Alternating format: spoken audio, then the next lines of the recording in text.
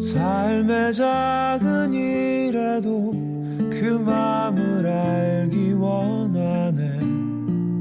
그 길, 그 좁은 길로 가길 원해. 날씨가 많이 풀렸습니다. 기온이 많이 올라갔는데요. 우리 따뜻한 마음을 담아서 옆에 계신 분들에게도 따뜻한 인사를 나누면 좋겠습니다. 하나님이 당신을 사랑하십니다. 네. 축복합니다. 사랑합니다. 잘 오셨습니다. 우리는 예수님을 믿습니다. 죽을 때까지 예수님을 믿는 믿음으로 살 것입니다. 그런데 예수님을 믿는다 하는 이 고백이 무엇을 의미하는가? 여러 가지 의미가 있습니다만은 예수님이 하신 모든 말씀이 참되다는 것을 믿는 것입니다. 예수님은 거짓말을 하지 않습니다. 거짓말할 필요도 없습니다. 그리고 예수님은 누구보다도 나를 사랑하십니다. 그래서 자신의 목숨을 십자가에 대속제물로 내어주시는 분입니다.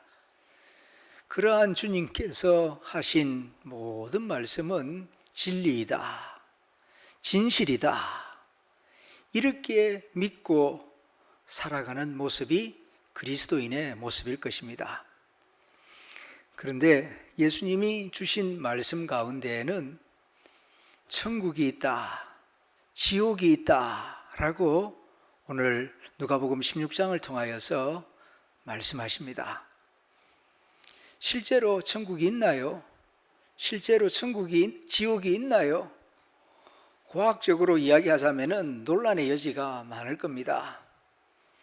그러나 우리는 과학보다도 예수 그리스도의 말씀을 믿습니다. 그분이 있다 하니 있는 것이고 그분이 없다 하면 없는 거예요. 내가 꼭 경험해 보아야 인정하겠다. 그건 어리석은 생각입니다.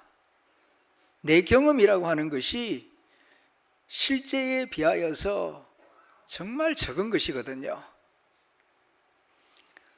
지금 이 모습, 이 형태 언제부터 가지게 된 것입니까? 100년 전으로 올라가 보면은 많이 갈 거 없어요. 100년 전만 올라가 봐도 이 모습 없었습니다.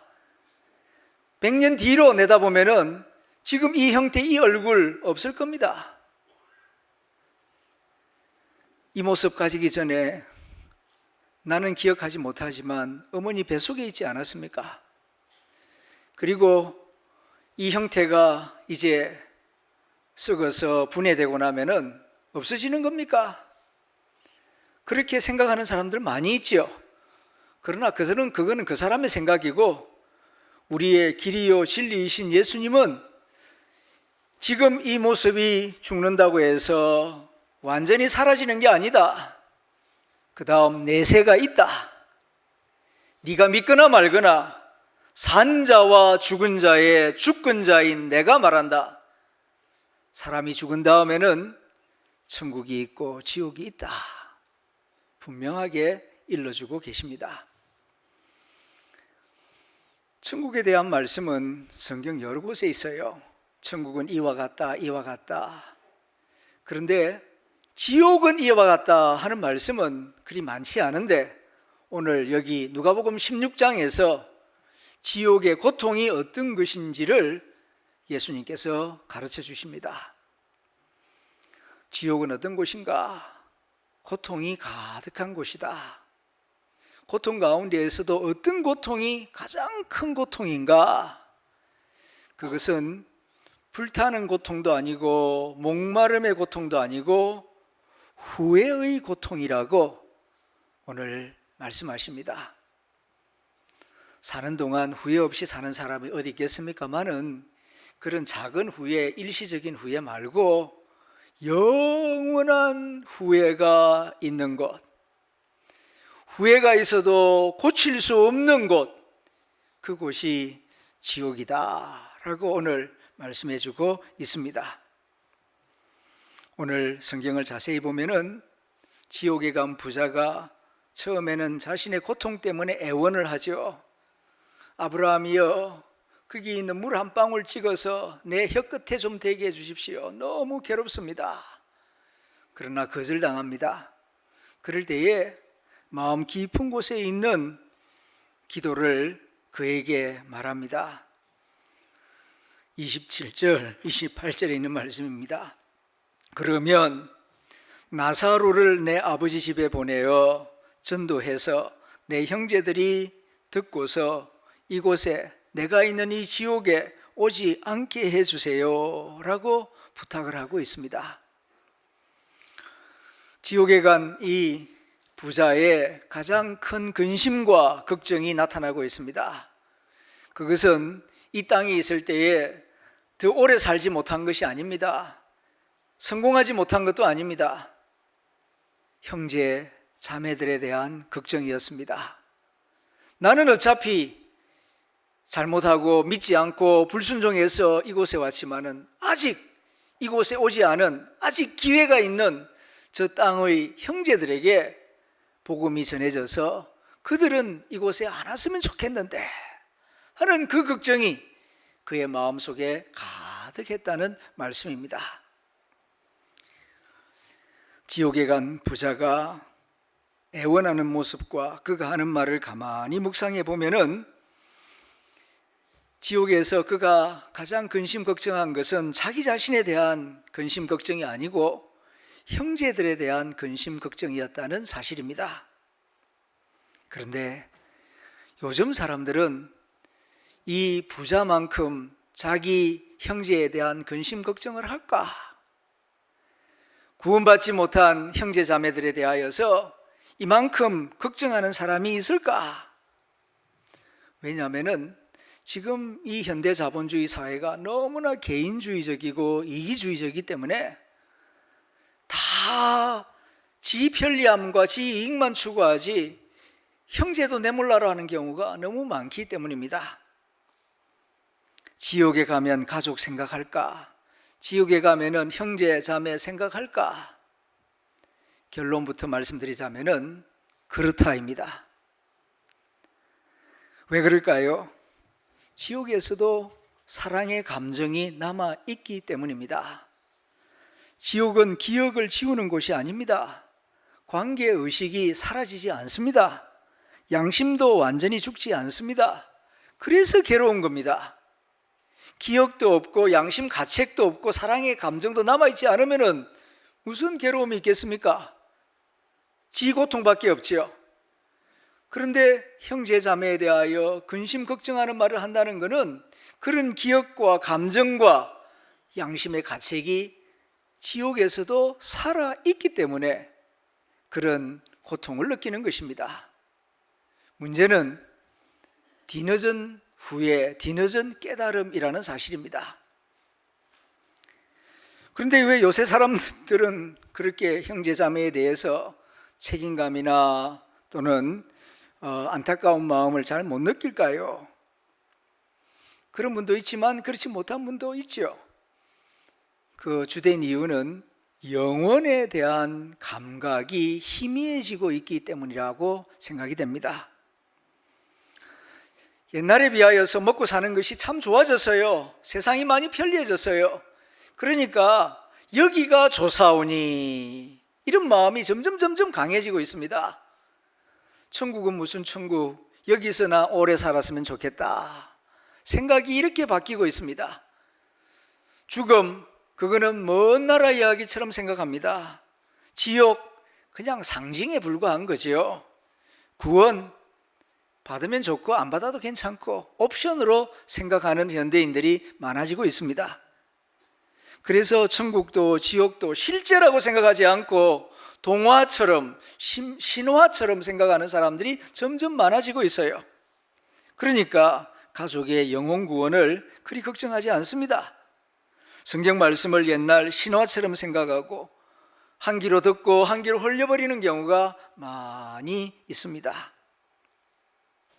창세기를 보게 되면 소돔과 고모라 심판을 앞두고 아브라함의 조카 롯이 자기 예비 사위들을 만나서 하나님의 심판 소식을 전합니다.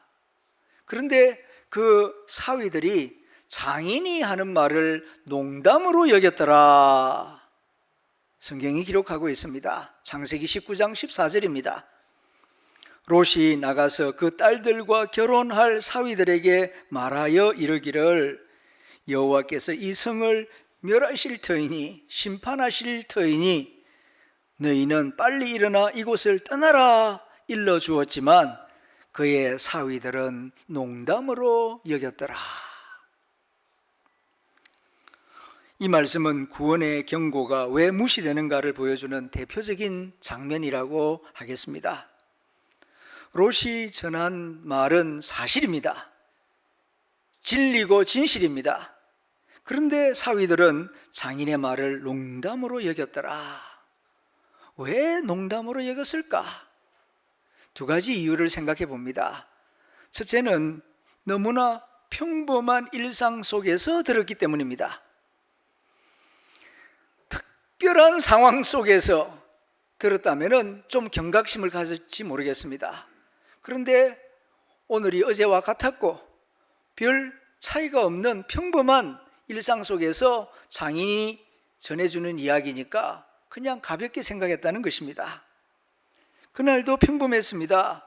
그래서 평소 때처럼 장사하고 씨 뿌리고 농사하고 재난의 징조는 없었습니다. 일상이 너무나 일상적이었기 때문에 그러한 경고의 말씀을 그냥 무시해 버렸다는 것입니다.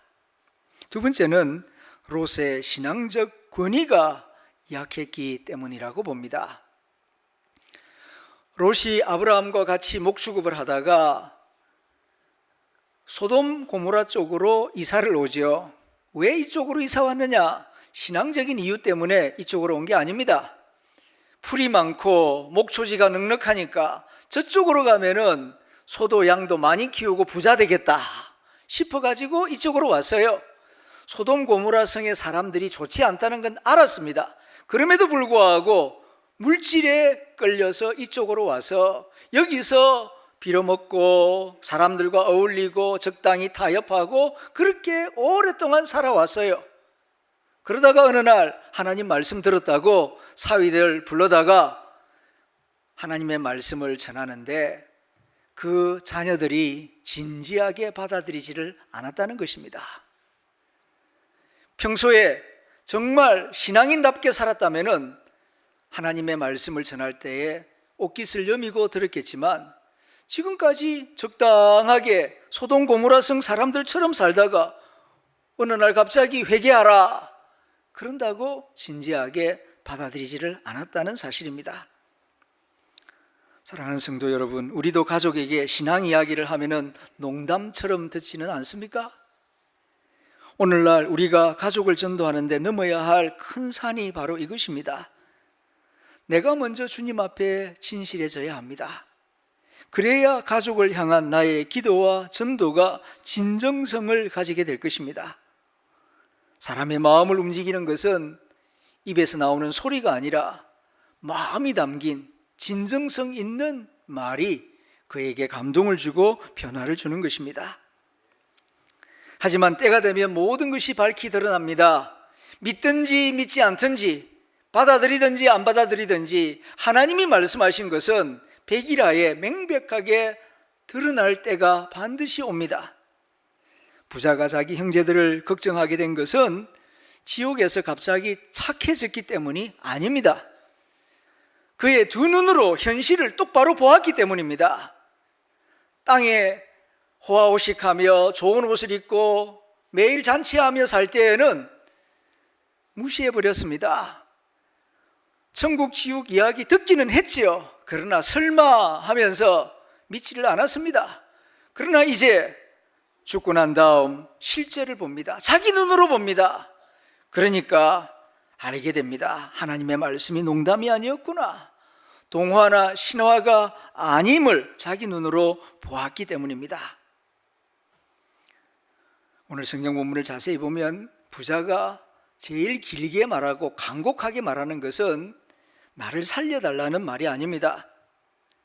기적을 보여주면 내 형제들이 다시 여기 오지 않을 겁니다. 내 형제들이 여기 오지 않게 해달라는 부탁이 간절한 부탁의 내용입니다. 27절 28절 말씀입니다. 이르되 그러면 아버지여 구하노니 나사로를 내 아버지 집에 보내소서. 내 형제 다섯이 있으니 그들에게 정언하게 하여 전도하게 하여 그들로 이 고통받는 곳에 오지 않게 해 주소서. 정말 그 뜨거운 지옥에서 간절한 마음으로 애원하며 부탁하는 것입니다. 그런데 놀랍게도 대답은 거절입니다. 거절하는 이유를 29절에서 말씀합니다. 그들에게 모세와 선지자들이 있으니 그들에게 들을 것이니라. 죽었다가 살아서 돌아간다고 해서 믿는 거 아니다. 땅에 있는 모세와 선지자들에게 들을 것이다. 모세와 선지자, 무슨 뜻입니까? 모세는 구약의 율법을 대표하는 사람이고 선지자는 예언서들을 대표하는 사람입니다. 그러니까 성경 전체를 의미하는 거예요. 성경은 말씀합니다. 증거는 충분하다고. 증거가 모자라서 못 믿는 게 아니고 마음 문이 안 열려서 태도가 달라지지 않아서 안 믿는 것이지 증거가 부족한 것이 아니라고 말씀하는 것입니다. 우리들도 그렇게 생각할 때가 많이 있습니다. 더 좋은 설교 들으면은 믿을 수도 있지 않겠냐, 더 확실한 증거가 있으면 믿겠는데, 더 감동 있는 스토리가 있으면 회개할 것인데, 그렇지 않습니다. 이미 들은 말씀 하나라도 순종하기만 하면은 달라질 것입니다. 하나님의 은혜가 임할 것입니다. 이 거지 나사로와 부자의 이야기는 무서운 지옥 이야기처럼 들립니다마는 실제는 사실은 살아있는 사람에게 주시는 경고의 메시지입니다. 지옥 가서 뒤늦게 후회하는 사람이 되지 말고 지금 이 땅에 살아있는 동안 가족을 더욱 뜨겁게 사랑하고, 그리고 가족에게, 그리고 형제 자매에게 하나님의 복음을 전하는 사람이 되어라. 지금 살아있는 동안 내게 주어진 이 기회가 얼마나 소중한지를 깨닫고 지금이라고 하는 이 기회를 미루거나 또 다음에 하지, 다음에 하지, 그렇게 낭비하는 사람이 되지 말 것을 가르치기 위하여 주님께서 이 이야기를 오늘 우리에게 들려주시는 것입니다. 오늘 주보 안쪽 칼럼란을 보게 되면은 후회 없는 사랑의 이름 카드라는 것이 있습니다. 댁에 가셔서 조용히 읽어보시고 내가 품고 기도해야 할 이름을 꼭 적어보시기 바랍니다.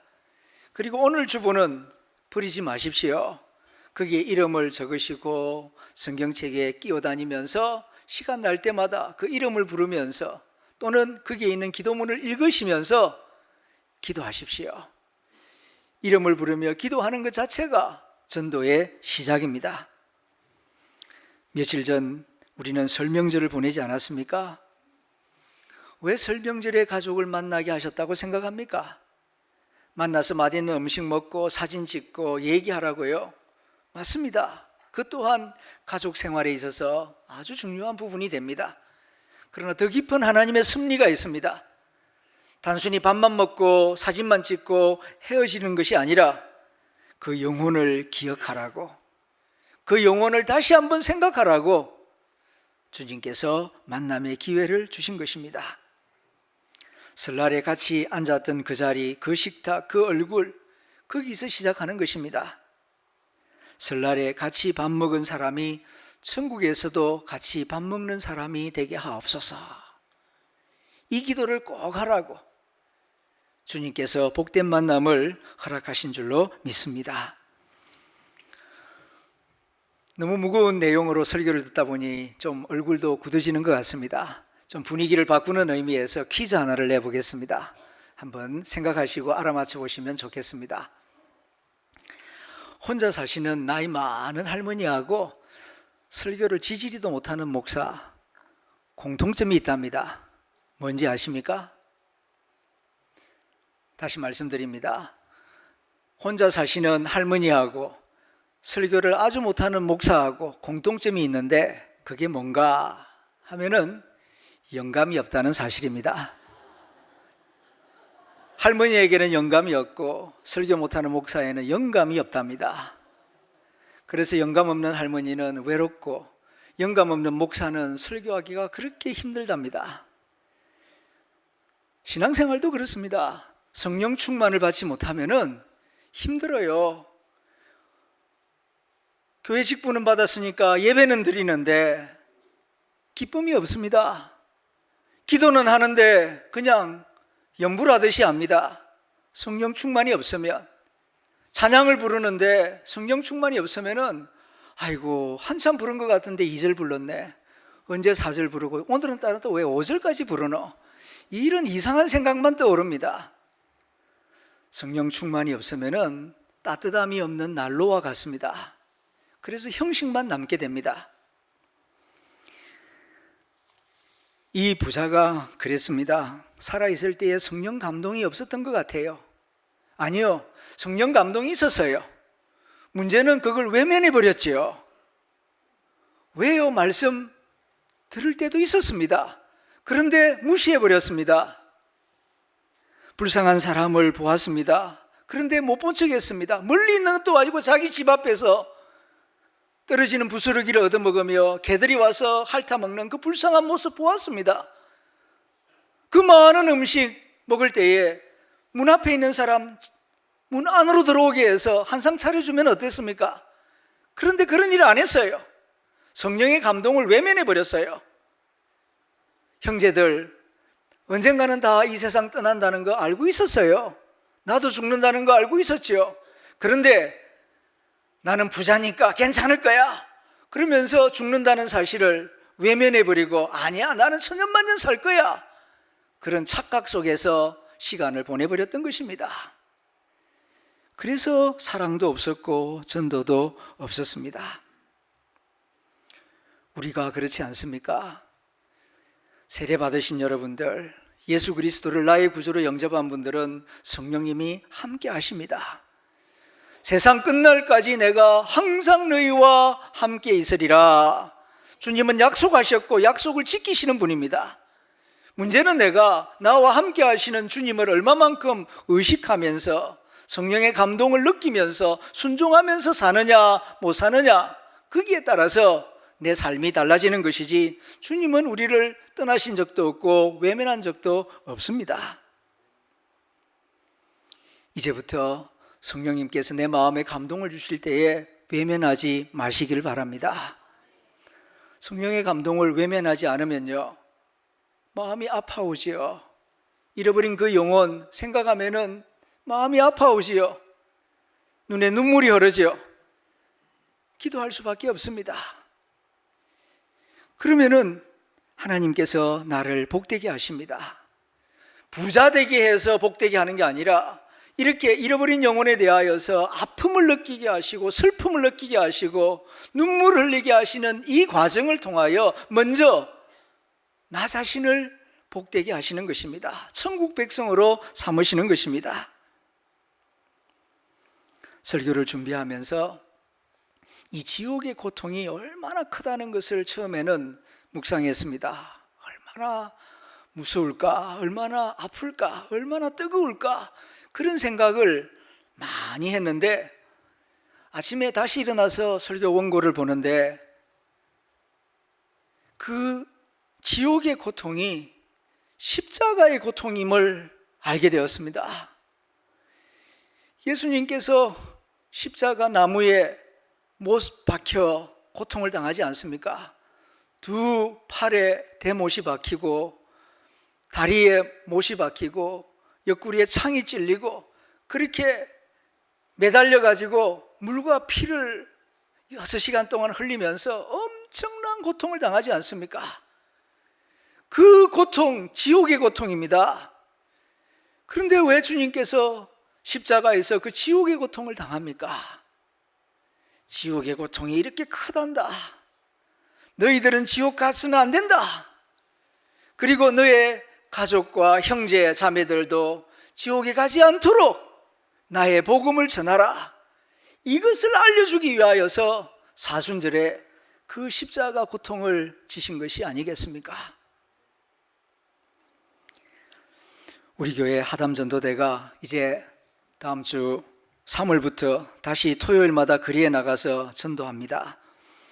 처음으로 하담전도대에 참여한 우리 교회 남자 집사님, 4대째 예수를 믿는 집안인데 주일날에만 교회 와서 조용히 예배 드리고 가곤 했습니다. 그러다가 직장 생활을 은퇴하고 난 다음 생각을 합니다. 내가 주님을 위해서 한 일이 뭐가 있나? 이 모습 이대로 주님 앞에 서게 되면은 부끄러울 수밖에 없는데, 그래서 하담전도대에 참여하기 시작했습니다. 그런데 한평생 넥타이 메고 직장 생활하던 사람이 길가에 나가서 전도하는 것이 많이 쑥스럽고 두려웠습니다. 복음이 부끄러운 것은 아닌데 복음 전하는 일이 부끄럽게 생각이 되었습니다. 그래서 첫날에는 전도 피켓을 들고 아무 말도 못하고 교인 서너 사람과 길가에 그냥 서 있다가 돌아왔답니다.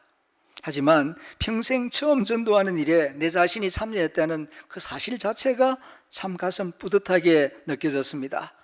마음속에서 주님께서 잘했다, 잘했다 그렇게 말씀하시는 듯 했습니다. 그래서 그 다음에는 좀 더 적극적으로, 그 다음 주에는 좀 더 적극적으로 참여할 수가 있었습니다. 아직 전도 열매는 없지만은 하담 전도대에 참여함으로써 내 자신의 믿음이 자라고 구원의 확신이 생기는 것을 체험할 수 있었다고 고백하는 말을 들었습니다. 주 예수님께서 말씀하십니다. 누구든지 사람 앞에서 나를 시인하면 나도 하늘에 계신 내 아버지 앞에서 너를 시인할 것이다.